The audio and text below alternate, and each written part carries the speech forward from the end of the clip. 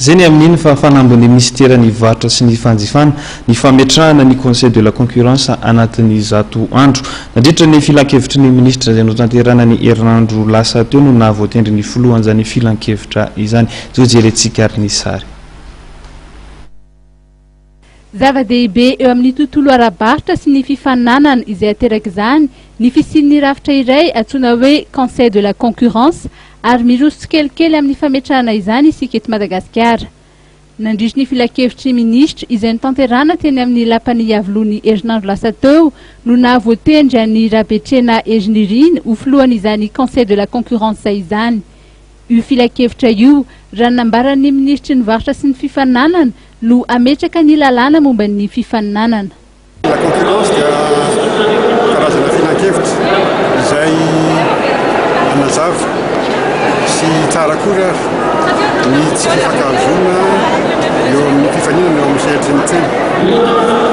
Io filan-kevitra io dia ametraka ny lalàna mikasika ny fifaninanana izay famboaka tamin'ny taona 2024 izy io lasa tapetraka hatramin'izao ary izay no antony nametrahan'ny ministera azy hoe fanamby angaretana anatin'ny zato andro. Ny fifaninana moa zany dia ametraka an'izy io volana ambony dia afaka ampiatra ny lalàna tanazava ny paikady rehetra ahafahana andamina ny fifangirana eo amin'ny samy mpanjara ny sehatra ny fifaninanana ara-barotra. Betsaka ihany koa ireo vokatra avy any ivelany miparitaka eto amin'ny tsena izay mamono ny mpandrarà malagasy ka misy ny andraikitra iantsoroan'ilay filan-kevitra misahana ny fifaninanana manoloana izany.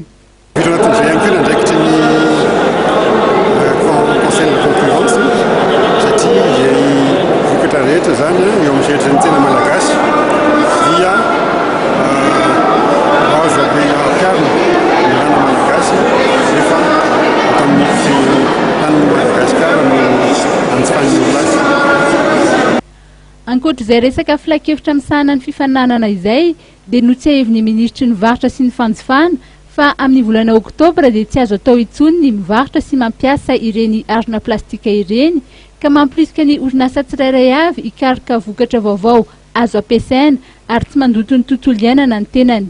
Anisan'ireo notanisaina ireo vokatra samihafa hita nandritry ny hetsika ara-toekarena fimateny Tanjombato izay nahitana ny sachet vita amin'ny mangahazo.